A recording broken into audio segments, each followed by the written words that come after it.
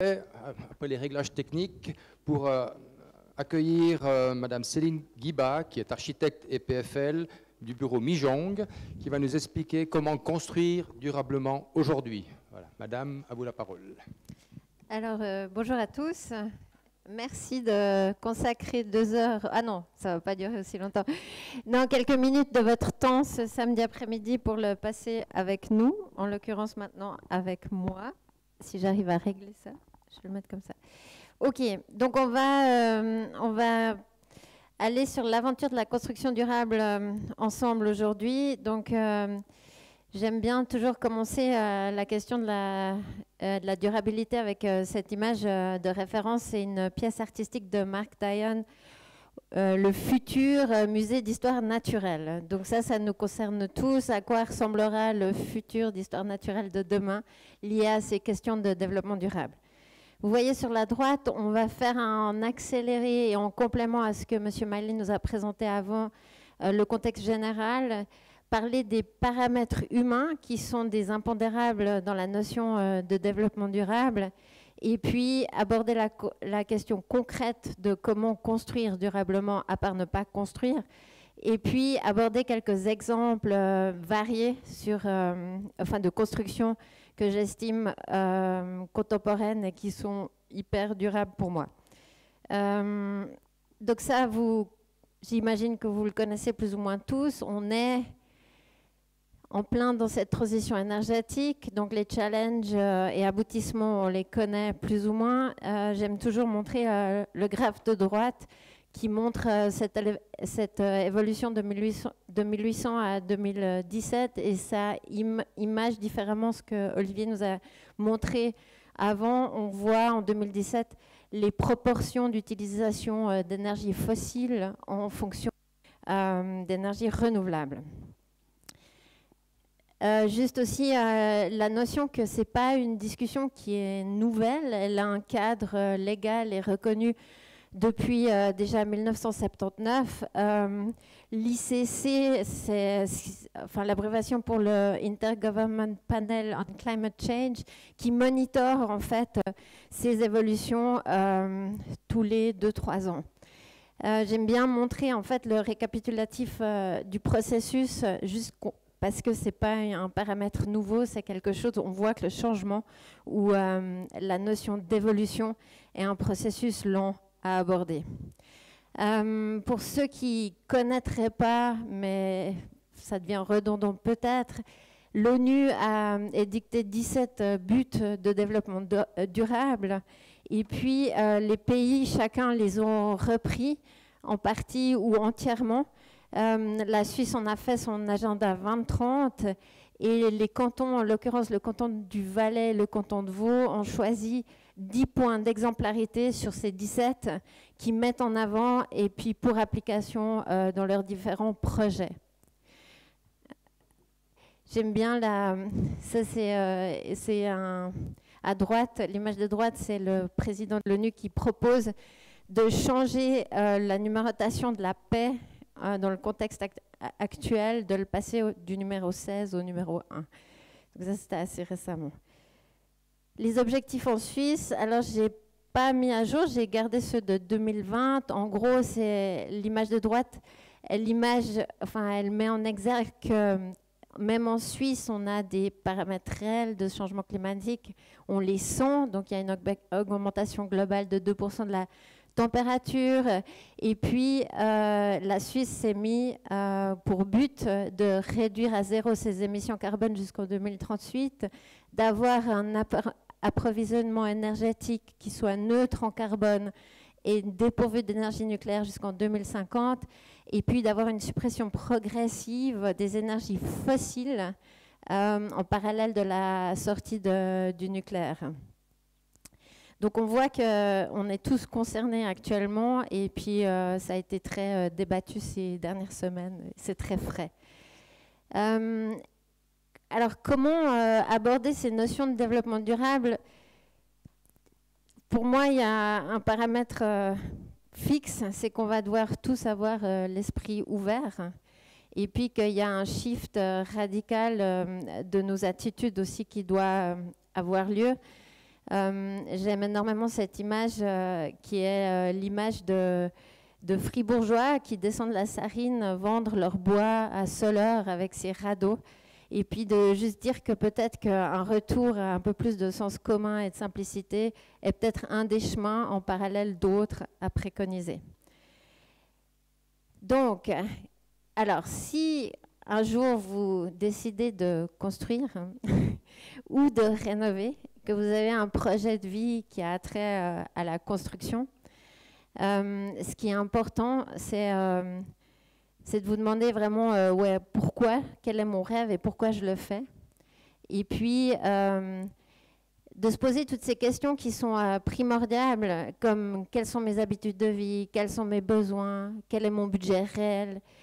Souvent, c'est important d'avoir déjà fait des pré-discussions avec la banque pour se rendre compte de quelle enveloppe budgétaire est abordable, parce que ça, c'est un des paramètres hyper importants dans cette notion de construction, que ce soit de la rénovation ou de la construction neuve, d'être à l'aise, en fait, dans le cadre économique dans lequel on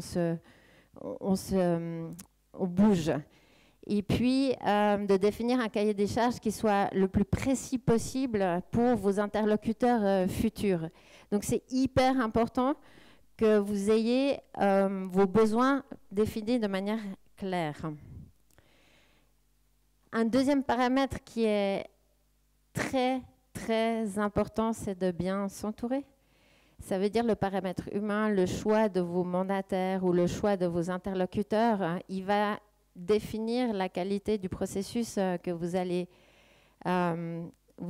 prendre. Et c'est un chemin qui dure en général de 2 à 3 ans, de l'idée initiale ou de l'idée nourrie d'avoir quelque chose jusqu'à sa réalisation. Ça peut prendre vraiment beaucoup de temps. Et vous allez avoir beaucoup de différents interlocuteurs sur le chemin. Et c'est pour ça que, en fait, les gens que vous allez rencontrer, vous devez leur, si la durabilité a un aspect important pour vous, vous devez déjà leur demander, mais est-ce que vous avez déjà eu des expériences en développement durable? Vous pourriez aller visiter aussi des exemples similaires de maisons qui sont déjà faites dans le canton ou hors canton. Vous pouvez aller poser des questions à différentes personnes. Et puis, central, c'est de vous assurer que votre interlocuteur, il est aussi animé par ce projet que vous allez en fait entreprendre ensemble. Parce qu'un projet de construction, c'est un projet astreignant et endurant pour toutes les parties. Donc, il faut vraiment le faire avec joie et entrain, on dira. Il y a une petite histoire qui dit, c'est quelqu'un qui a mal au cœur, il a des problèmes de cœur, il va chez le médecin. Et puis le médecin lui dit quoi? Vous êtes en train de divorcer? Il dit non, je suis en train, c'est bon, je suis heureux en ménage. Puis après il lui dit vous êtes en train de construire. Donc en fait le paramètre de construire c'est un paramètre physique qui a des conséquences et puis qui peut être aussi lourd. Donc l'équilibre il est important et je vous encourage vraiment à trouver les interlocuteurs qu'il vous faut. Après la notion, moi j'aime bien dire que le premier point du développement durable pour moi, c'est déjà une typologie d'interaction en fait entre les personnes en présence dans le processus. C'est hyper important de changer nos modalités d'interaction entre nous, donc d'avoir un respect, de croire à cette communication non violente et puis d'implémenter un climat de confiance dans le processus. Sinon, c'est l'horreur, vous finissez tous à l'hôpital en premier lieu avec un arrêt cardiaque. Non, je rigole, c'est astreignant. Donc la communication, elle est basique. Après, il y a cette notion de bon sens. Ou toute personne qui construit est confrontée à une tonne de choix.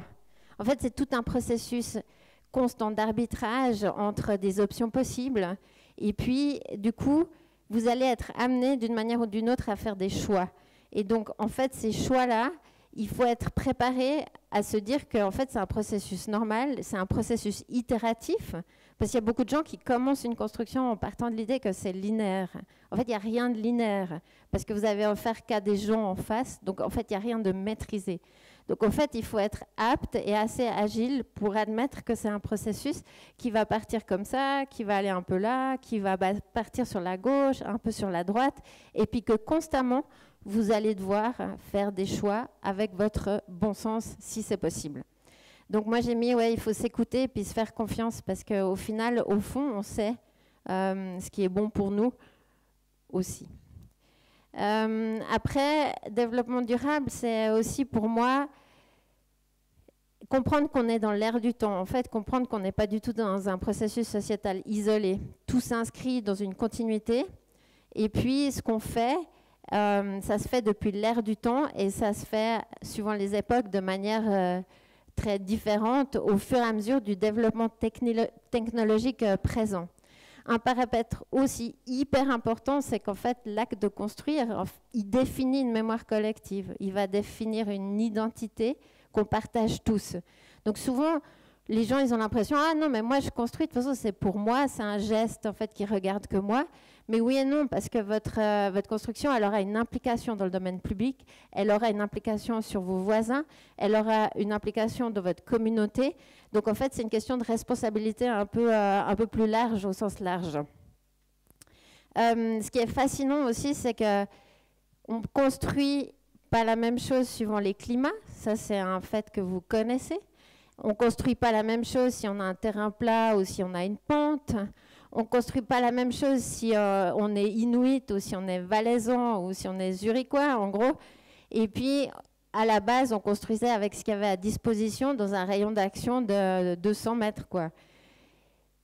Après, le climat, il définit aussi des formes. Donc, clairement, en fait, suivant où, de nouveau, on agit, ça donne un résultat complètement différent sur le bâtiment.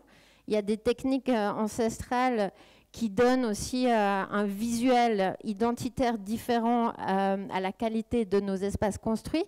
Et puis, on a eu la chance d'avoir la révolution industrielle qui nous a donné un peu de largesse par rapport à ces notions d'esprit local, parce que tout d'un coup, avec la révolution industrielle, c'était possible de s'éclater, de faire des grandes portées en béton, et puis de changer de dialectique et surtout d'interagir complètement différemment avec notre environnement. Donc aujourd'hui, on est dans un nouveau clinch où il faut se redéfinir par rapport à cette question de modernité. Les options, elles ne sont pas infinies. Je veux dire, ça n'a pas changé. Hein. On a du bois, on a de la brique, ou de la brique, du béton ou de la terre, enfin tout ce qui est, on dira, minéral, ou de la paille. Et puis, comme l'a introduit mon prédécesseur, donc M.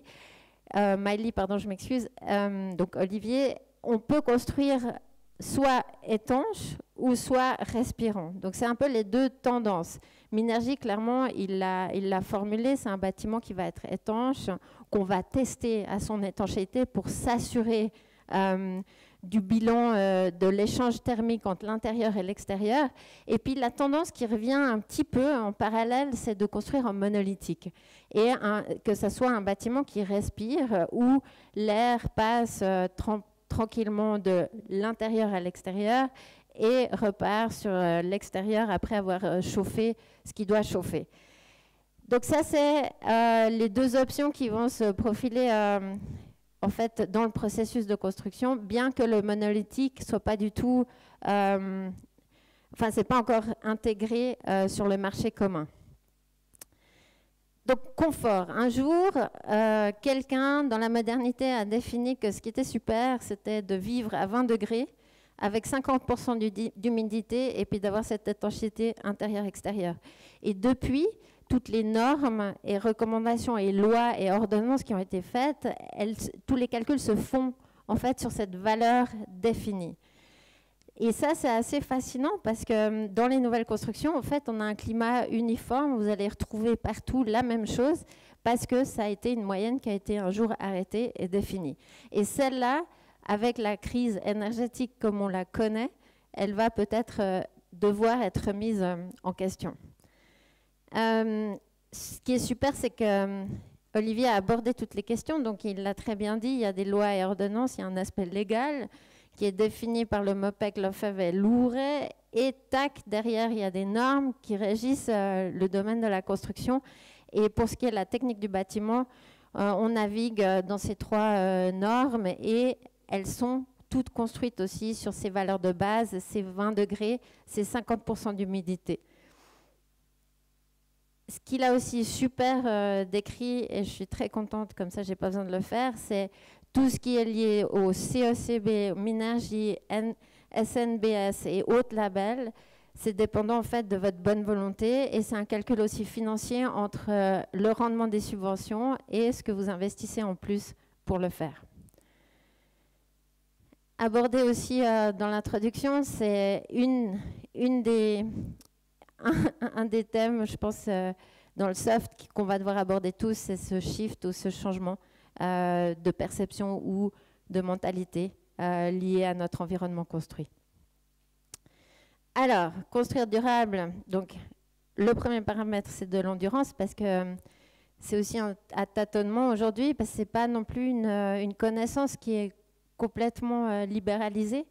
Donc c'est vrai que le processus de bien faire, et je vous l'ai pris si ça intéresse certaines personnes, c'est un couple de Vaudois qui ont construit une maison écologique, ça a duré 20 ans, je crois des années 80 à 2000, jusqu'à ce qu'ils aient en fait le permis d'habiter.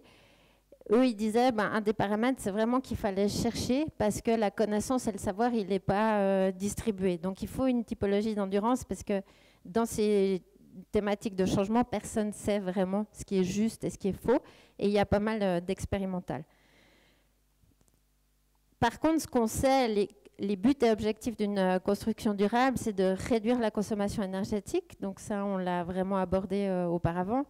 De tirer le meilleur parti des éléments qui sont en présence. Donc en fait, un terrain, une maison, un objet.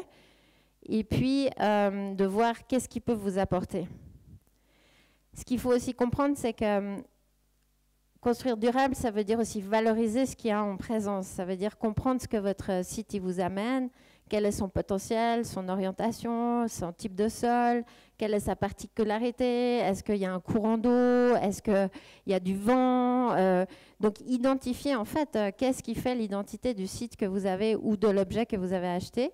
Et puis de réduire par tous les moyens la technique du bâtiment ou l'emprise énergétique qu'il faut.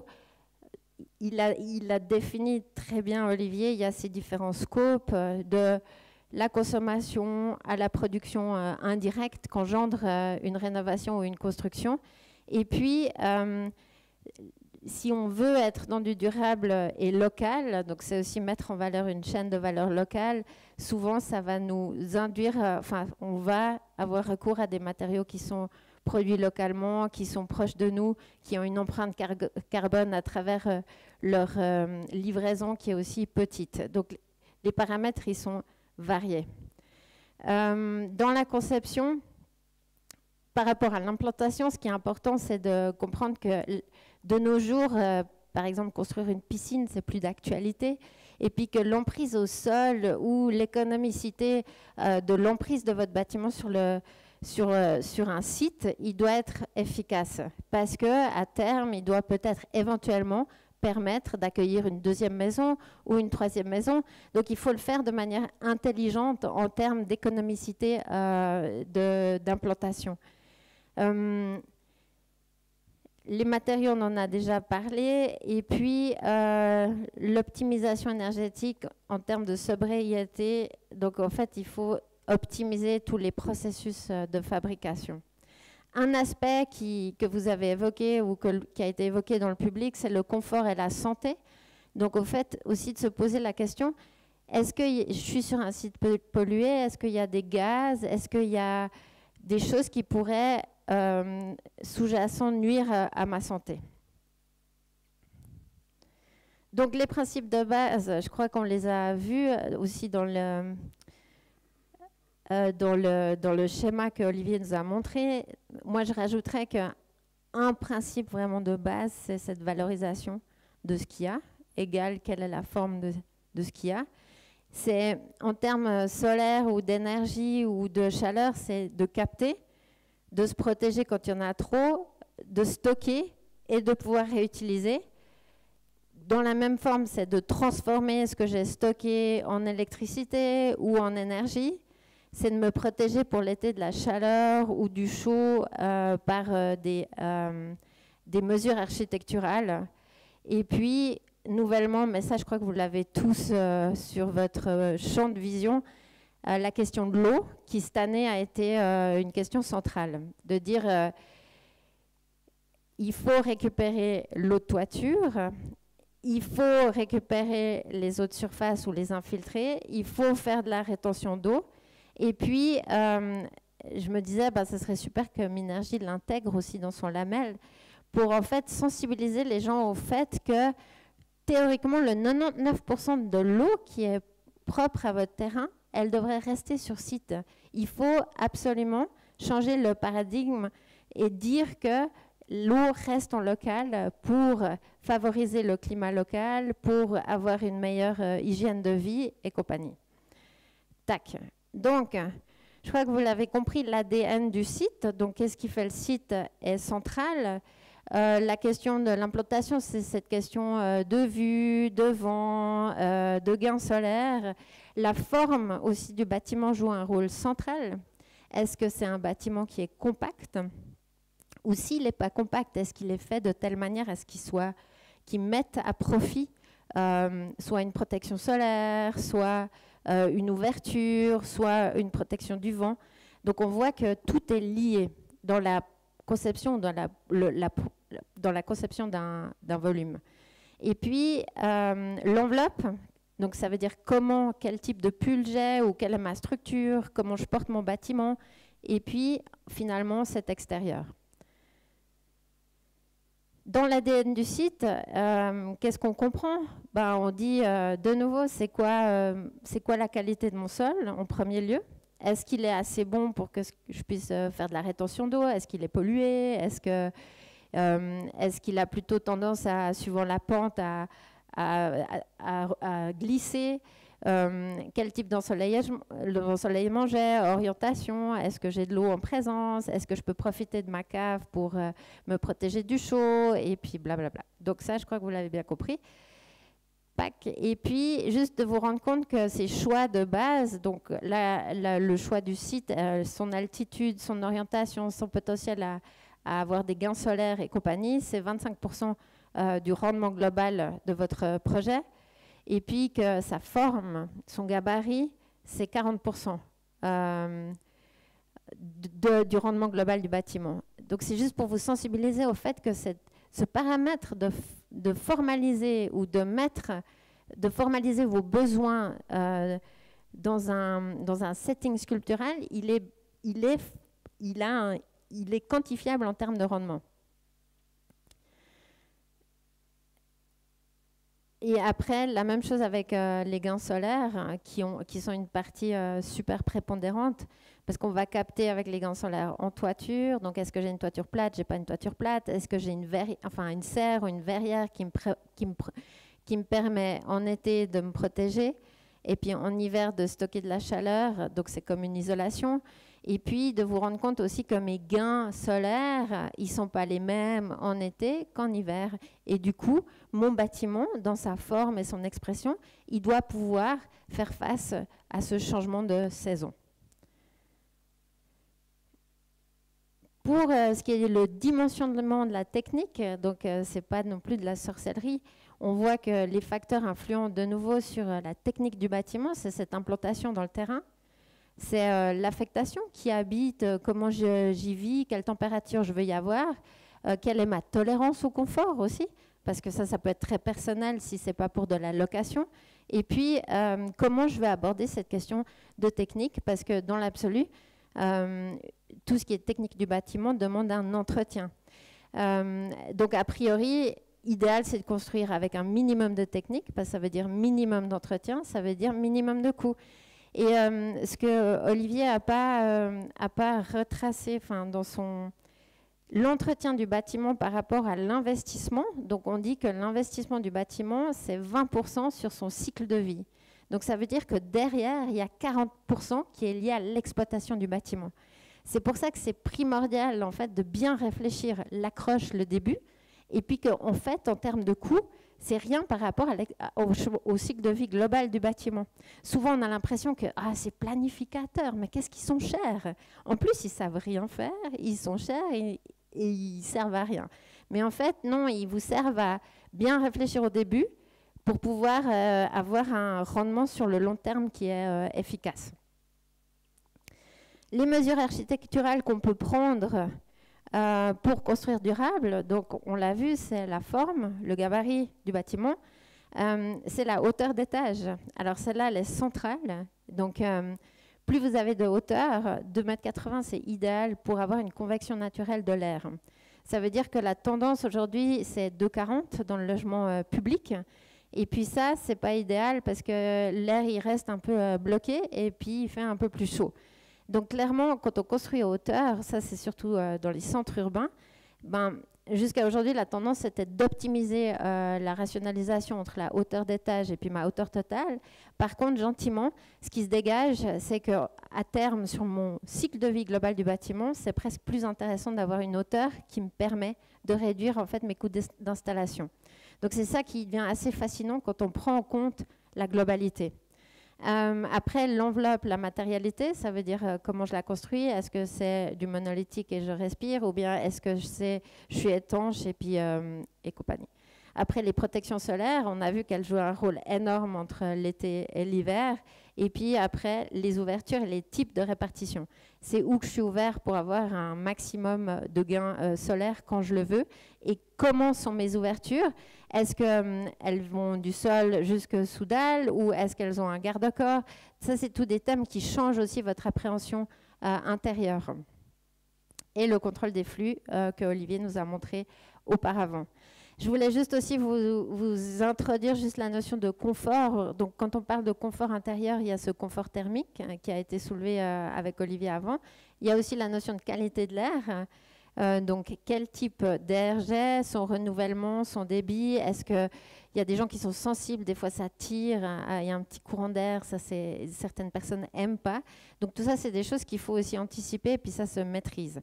Et puis la notion du confort acoustique, c'est sorti dans les questions auparavant. Est-ce que j'entends mon voisin? Est-ce que j'entends mon fils? Est-ce que j'entends mon mari quand il se lève le matin et blablabla. Ok, il y a l'hygronométrie aussi du bâtiment. Vous le savez tous, un bâtiment occupé, on dégage de la chaleur, donc là il fait chaud, hein, parce qu'on est beaucoup. Et puis ça c'est un paramètre à prendre en compte aussi dans l'utilisation des bâtiments au quotidien. Donc, ce qui est cool, c'est qu'on l'a abordé avant, cette question d'air. Donc, en gros, dans la ventilation ou le renouvellement d'air, il y a 3 stratégies. Il y a une ventilation naturelle. Souvent, pour la faire, il faut une cheminée au centre. Ça attire l'air depuis les côtés. L'air chaud monte. En fait, l'air frais est pris en façade. Il se réchauffe quand il traverse le bâtiment. Et puis, dans la cheminée, tac, comme il est plus lourd, de toute façon, il va monter. Puis, c'est ce qu'on appelle l'effet cheminée. Après, il y a la ventilation simple flux, qui est par les façades, on met des réglettes hygronométriques, ça veut dire suivant le taux d'humidité dans la pièce, tac, c'est des clapets qui s'ouvrent et puis ça ventile naturellement. Donc ça, le pro, c'est que c'est simple, c'est pas cher, mais le contre, c'est si vous avez des allergies, c'est pas adapté. Donc en fait, il faut toujours voir, ok, si vous êtes sensible au courant d'air, c'est pas adapté. Enfin, voilà, il y a toujours des pros et contre et c'est là que l'arbitrage, il rentre en ligne de compte. Tout d'un coup, il faut se poser la question, ok, qu'est-ce qui est bon pour moi? Est-ce que c'est moi qui vais vivre là? Est-ce que je supporte les courants d'air? Est-ce que je suis allergique? Est-ce que, voilà, blablabla. Et puis, la ventilation double flux, donc ça, c'est le classique. J'ai un bâtiment étanche, comme l'a spécifié Olivier auparavant. Et puis, j'ai un échangeur d'air, et puis j'ai de l'air frais qui rentre, tac, et puis j'évacue mon air vicié. Mais j'ai une technique du bâtiment conséquente.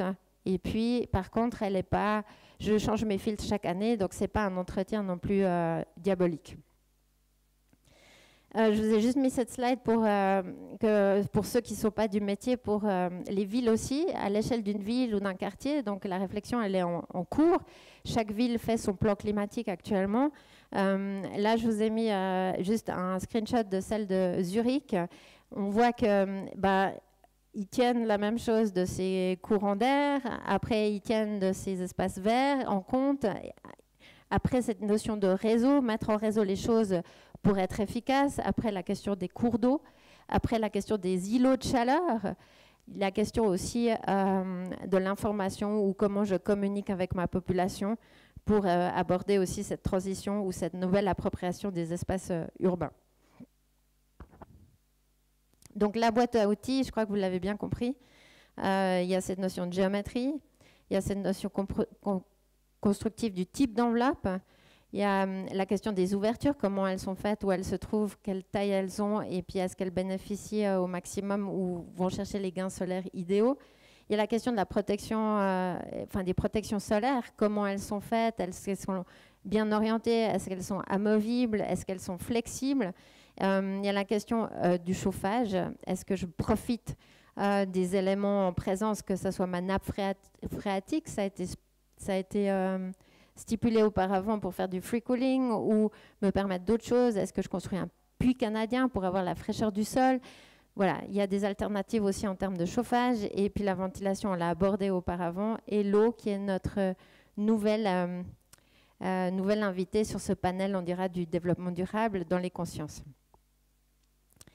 Je vous ai juste mis l'exemple de la brasserie valaisanne à Vétro qu'on a fait avec le bureau, juste pour vous donner en fait une idée au niveau du concours. Ça, il s'agit d'un concours. Au niveau du concours, comment on avait abordé cette question d'ADN du site. Donc là, il y a toujours, à large échelle, on se pose la question aussi dans le territoire. Comment est-ce que ce site, en l'occurrence ici à Vétro, comment est-ce qu'il est lié au transport en public? Est-ce qu'il est proche d'une gare? Est-ce qu'il est proche d'une sortie d'autoroute? Qu'est-ce que ça engendre en termes de mobilité? Et puis, qu'est-ce que ça signifie pour moi sur ma parcelle comme utilisateur? Et puis, après, dans le cas de Vétro, vous avez la chance d'avoir 242 jours de soleil annuel. C'est peut-être pas juste, hein, mais c'est ce qu'on avait trouvé. Vous avez la chance de pouvoir profiter de cette nappe phréatique que vous pouvez utiliser comme aide à la technique du bâtiment.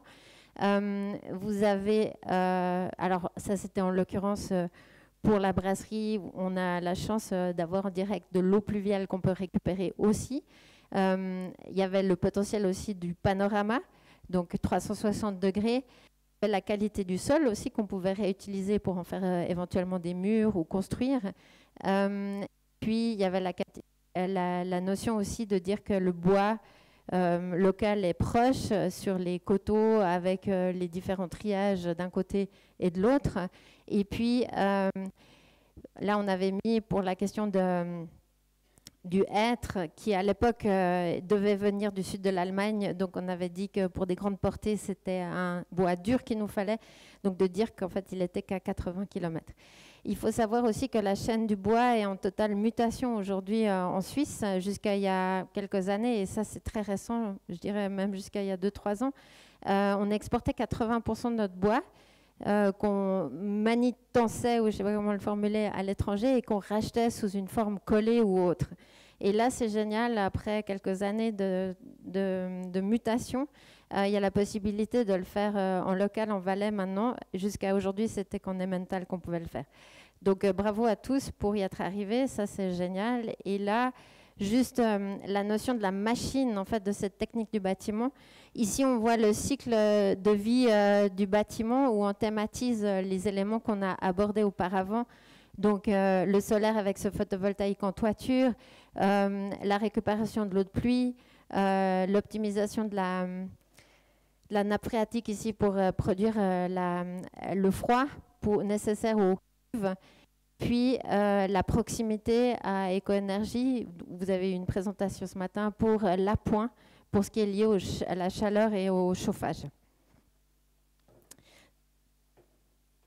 Je vous ai mis aussi des extraits juste de ma maison écologique du couple Guisan, parce que je trouvais assez fascinant dans le sens que c'est vraiment une machine. Et ici, ils abordent la question solaire. Je crois qu'il n'y a pas besoin d'entrer dans les détails. Il y a 2 typologies de panneaux. Il y a les panneaux thermiques pour l'eau sanitaire et puis il y a des panneaux photovoltaïques qui vous donnent de l'électricité.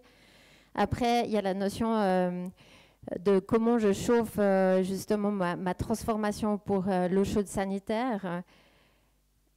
Après, il y a la question de cette serre qui fait, qu'on a abordée auparavant, qui fait une zone tampon qui permet en été de me protéger, en hiver de me chauffer. Après, il y a la question du double flux, donc de la ventilation qu'on a déjà abordée. Vous voyez à quoi ressemblent les appareils de double flux, la présence dans les espaces. Et puis ici, le compostage, pour ceux qui ont vraiment une fibre verte, les toilettes compostables ou les toilettes sèches, que vous verrez mises en œuvre à grande échelle dans un autre exemple. Et puis, déjà, à l'époque, donc dans la maison écologique, il y avait la question des aménagements extérieurs, de la récupération et de la filtration des eaux sales. Parce que si vous poussez le dada jusqu'au bout, en fait, vous pouvez récupérer vos eaux sales, les faire filtrer dans votre jardin pour les repomper de votre système. Mais ça, c'est voilà, du high level. Voilà, mais bon, je vous ai mis aussi un de mes exemples favoris et les plus récents, c'est la house Krung, c'est à Alpnach, dans le canton de, je ne sais plus, Saint-Gall, non, c'est pas Saint-Gall, c'est Lucerne, je crois, au cœur de la Suisse. Monsieur Krung, il a une entreprise, une scierie de transformation et une menuiserie. C'est la 3e génération. Et il a voulu expérimenter, donc il s'est construit cette maison en pur bois massif. C'est juste pour offrir une alternative à la construction traditionnelle qui dit que généralement on a une ossature qu'on isole avec une isolation extérieure ou intérieure avec un pare-vapeur. Lui, il y est allé complètement massif et puis avec un poêle central qui est à droite, qui est ce mur aussi en terre, en pisé, quoi, en terre qu'ils ont pris sur le site aussi, et puis qui garde l'énergie, qui la passe d'étage en étage avec le poêle à côté. Tout ça pour vous dire qu'on reconstruit aussi à l'ancienne avec les optimisations techniques qu'on connaît déjà. Ça, c'est la coopérative de logement Soubeyran à Genève. Donc, elle, je crois que c'est 180 personnes qui vivent là. Toujours est-il que c'est une construction bois et paille au centre de Genève, avec un système aussi de filtration des eaux usées. Ils les filtrent dans le jardin devant. Donc, ils sont presque autarques. Ils ont une installation photovoltaïque en toiture. C'était juste pour illustrer que même dans des bâtiments à plusieurs étages et en coopérative au centre de Genève, la même chose peut être mise en place. Ça, c'est l'exemple iconographique d'il y a 20 ans, c'est la maison Rauch de l'architecte Boltzhauser. Monsieur Rauch, il a une entreprise de terre. Donc, ils ont expérimenté, ils ont fait une maison moderne qui soit construite en terre locale. Donc, cette maison, elle a grandi, c'est le résultat de l'excavation, on dira. Donc, on voit dans la technique, c'est du compactage. Donc, il y a un coffrage, vous mettez la terre, vous la compactez, et puis après, il y a toujours cette goutte pendante pour éviter que l'eau mange trop le mur. Et ça, c'est un peu, quand on fait du piano, ça c'est la gamme d'excellence. On dira, on teste si on peut faire un trou.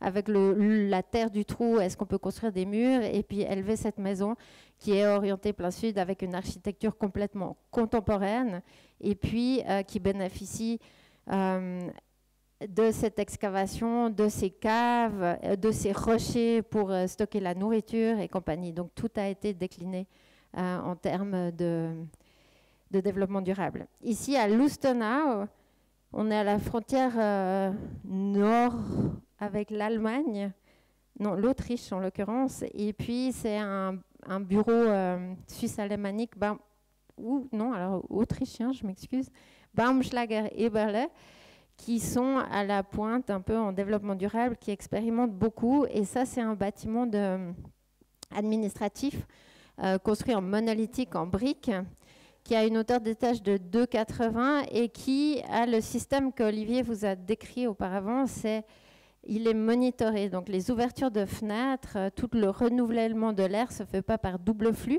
mais par monitoring. Donc les fenêtres, elles s'ouvrent automatiquement dès que l'hygrométrie de XY est atteinte. Et puis, il respire. C'est un bâtiment qui respire au gré des saisons et puis qui a une puissance architecturale et de matérialité parce qu'il a cette chaux à l'extérieur qui lui donne un ombrage différent suivant les saisons.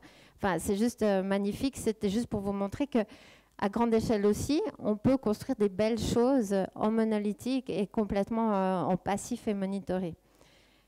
Là, vous voyez à l'intérieur. Tac. Et puis, ça, c'est de nous, Mijong. On vous souhaite de faire cette transition avec le plus de bonheur et de cœur possible, parce qu'il va en falloir. Et puis, on vous remercie pour l'invitation. Et on vous souhaite aussi d'avoir le courage de tenter des choses différentes, à l'image de Agnes Deans à New York en 1970 avec son champ de maïs. Merci beaucoup pour l'attention. Une toute belle journée.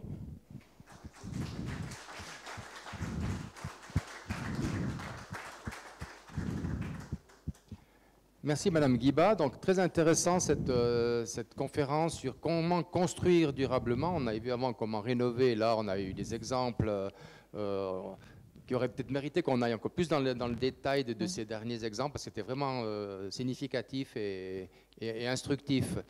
Donc j'ouvre les questions du public. Est-ce que vous auriez une question, Marie-Noël? Mais il faut des questions faciles, hein. Facile et courte. Ben voilà. Si j'ai bien compris, vous avez parlé de 2,80 m de hauteur d'étage. Oui. Donc il faudrait changer les règlements de construction.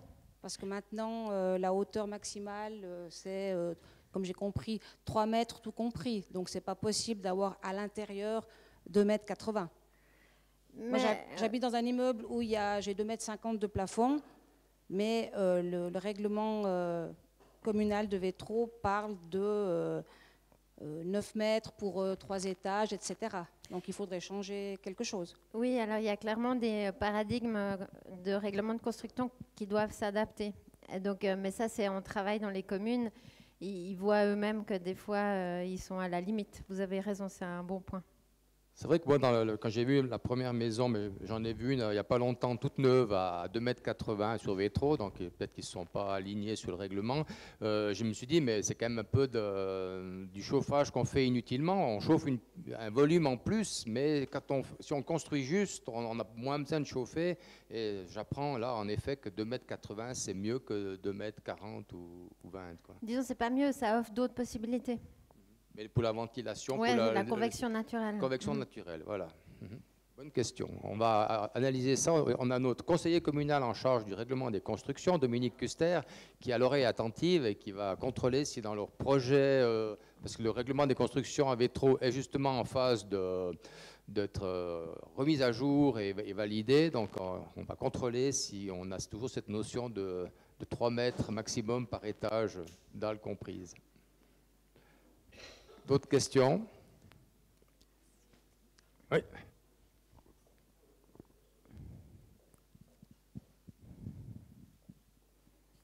Bon, elle a adressé à Dominique Custer, qui est en charge des constructions. J'ai entendu dire qu'il y avait un projet de soutien pour les toilettes compostables sur la région de Vétro. Est-ce que c'est en projet ou... Oui, mais seulement s'ils font plus de 20 mètres carrés. Voilà, donc il semblerait qu'il y ait un projet pour soutenir les toilettes compostables. Donc Dominique nous en dira plus prochainement au Conseil. Merci de la question. D'autres questions? Comment construire durablement?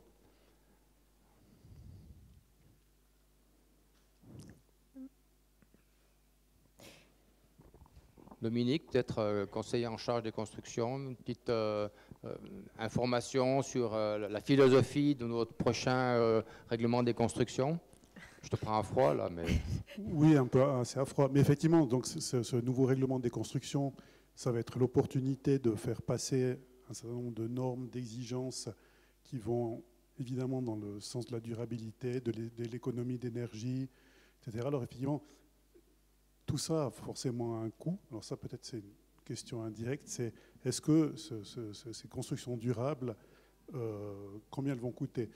Avant de vous passer la parole, c'est vrai que c'est aussi une question qui nous intéresse, nous, au niveau communal, quand on fait un appel d'offres de projets. C'est vrai que traditionnellement, c'est souvent le coût qui était une composante importante pour attribuer un mandat de construction. Alors là, les choses évoluent passablement. Au niveau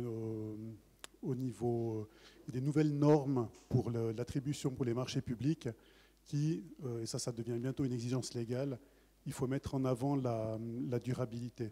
Ça veut dire que dans le calcul des critères qui vont permettre d'attribuer un mandat, la durabilité et d'autres critères pourraient devenir plus importants que le coût.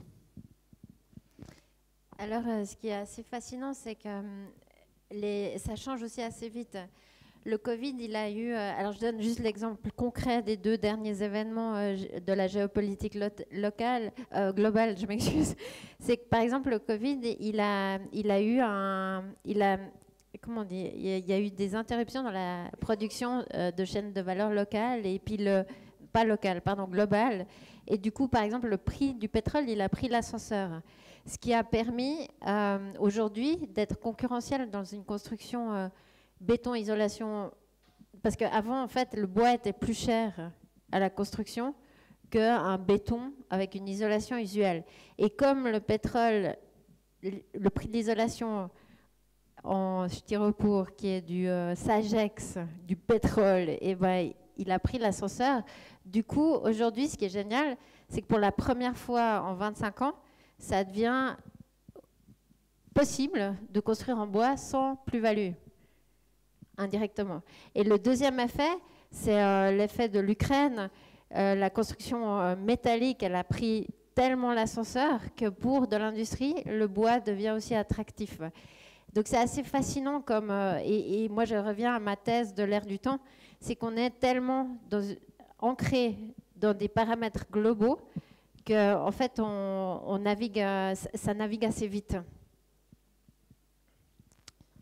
C'était clair, hein?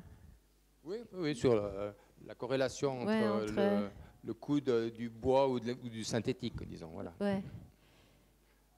Une dernière question avant qu'on passe à la conférence suivante. Monsieur, là-bas au bout, approchez-vous un peu, comme ça on fait la moitié du chemin ensemble.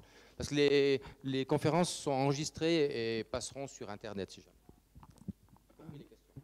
J'ai une question sur les sites pollués, par exemple, qui n'ont aucun avenir. Si on peut construire dessus sans dépolluer, mais avec une étanchéité au gaz, au liquide. Je ne demande pas de répondre là. Je vous remercie. Si on peut répondre, pas de... Non, c'est à la commune de répondre, non? Non, mais point de vue technique, non.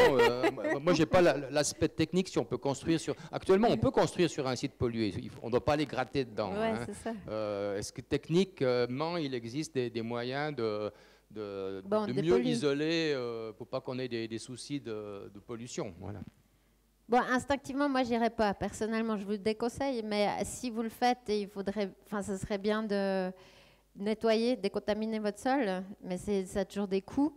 Et puis sinon, ou bien vous recouvrez